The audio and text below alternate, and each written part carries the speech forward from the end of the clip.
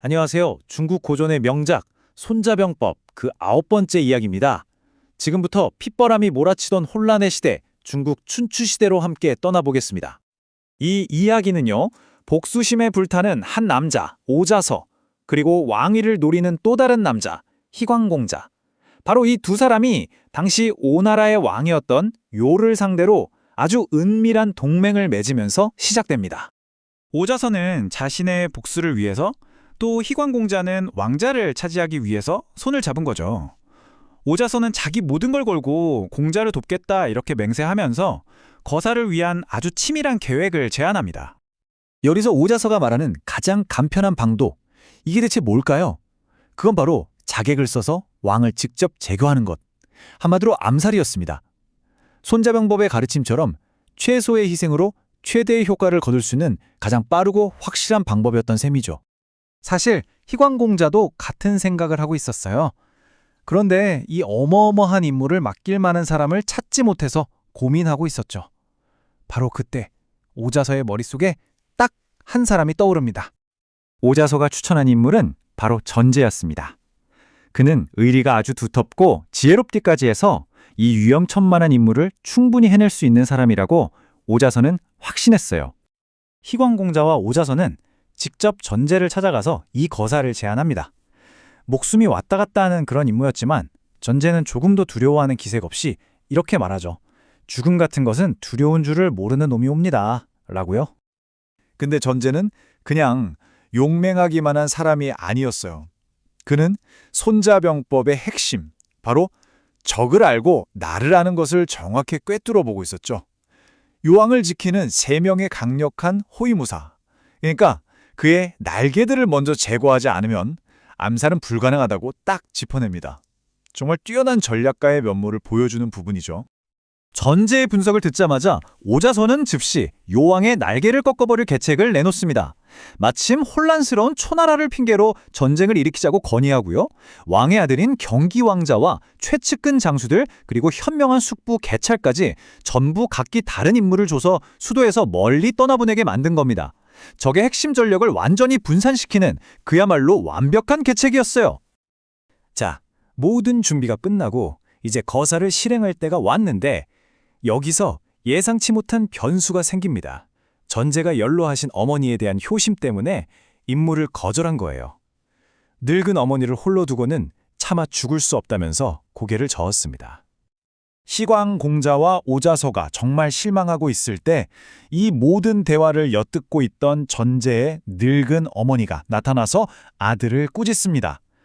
작은 효도를 위해 나라에 대한 큰 충성을 저버려선 안 된다고 말이죠. 그리고는 아들이 더 이상 자신 때문에 망설이지 않도록 스스로 목숨을 끊어서 아들의 길을 열어줍니다. 이 비극적인 희생 앞에서 전제는 마침내 결심을 굳히게 되죠. 이제 모든 장애물이 사라졌습니다. 드디어 암살을 위한 마지막 계획이 시작됩니다. 희광공자는 가신이 아끼던 전설의 비수 어장검을 전제에게 건넵니다. 이름 그대로 물고기 뱃속에 숨길 수 있을 만큼 작지만 그 어떤 갑옷도 종이처럼 꿰뚫는 예리함을 지닌 그야말로 암살을 위해 태어난 무기였죠. 계획에 따라서 희광공자는 요왕을 태호 호숫가에서 열리는 큰 연회에 초대합니다. 요왕은 뭔가 불길한 꿈을 꿔서 마음이 편치 않았지만 이미 한 약속이라 어쩔 수 없이 참석하기로 해요. 하지만 요왕도 그렇게 호락호락한 사람은 아니었습니다.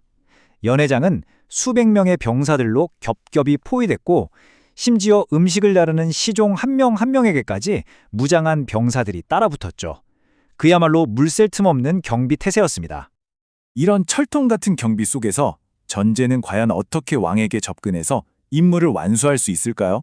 모든 것이 불가능해 보였습니다. 요리사로 위장한 전제는 마침내 움직이기 시작하는데요. 그의 기막힌 묘수는 바로 속임수였습니다. 손자병법에서 전쟁은 속이는 것이라고 했듯이 그는 어장검이라는 이름 그대로 검을 물고기 뱃속에 숨겨서 왕에게 접근하기로 합니다. 전제는 요왕이 가장 좋아한다는 아주 커다란 구운 생선을 접시에 담아서 왕 앞으로 나아갑니다.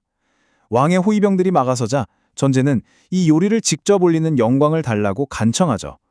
몸수색에서도 아무것도 나오지 않으니까 왕은 마지못해 허락합니다. 왕의 바로 앞에 선 전제는 생선 살을 발라주는 척하다가 정말 순식간에 생선 뱃속에 숨겨두었던 어장검을 꺼내듭니다. 정말 눈 깜짝할 사이였어요. 전제는 어장검으로 요왕의 심장을 그대로 꿰뚫었습니다. 왕은 그 자리에서 쓰러졌고 임무를 완수한 전제 역시 사방에서 몰려든 칼에 맞아 숨을 거두었죠. 이 혼란이 수습된 후에 숨어있던 오자서의 군사들이 나타나서 상황을 정리합니다. 희광공자는 마침내 왕위에 올라 오나라 제24대 왕, 함녀가 되었고 오자서는 모든 정사를 총괄하는 상국 자리에 오르게 됩니다. 자, 한편 오나라에서 이렇게 피비린내 나는 정변이 일어나는 동안에 그들의 숙적인 초나라 역시 아주 극심한 내부 갈등으로 썩어가고 있었습니다. 그 부패의 중심에는 비묵이라는 간신이 있었어요. 이자가 자신의 권력욕 때문에 오나라와의 전투에서 큰 공을 세문 충신 백그관 장군을 시기해서 모함한 겁니다. 결국 그의 교활한 계략에 넘어간 재상 낭화는 백그관을 포함한 무고한 장군 3명을 자기 손으로 죽이는 정말 씻을 수 없는 실수를 저지르고 말죠. 그런데 초나라의 이 비극이 참 아이러니하게도 오나라에게는 뜻밖의 기회가 되어서 돌아옵니다. 비무기의 모함으로 일가족이 몰살당하는 와중에 백그관의 동생인 백비가 극적으로 탈출해서 오나라로 망명한 겁니다. 초나라에 대한 복수심에 불타는 그는 오자서에게는 더없이 소중한 아군이 되어주죠. 이렇게 함녀왕은 왕위를 굳히고 새로운 인재까지 얻어서 더욱 강해졌습니다.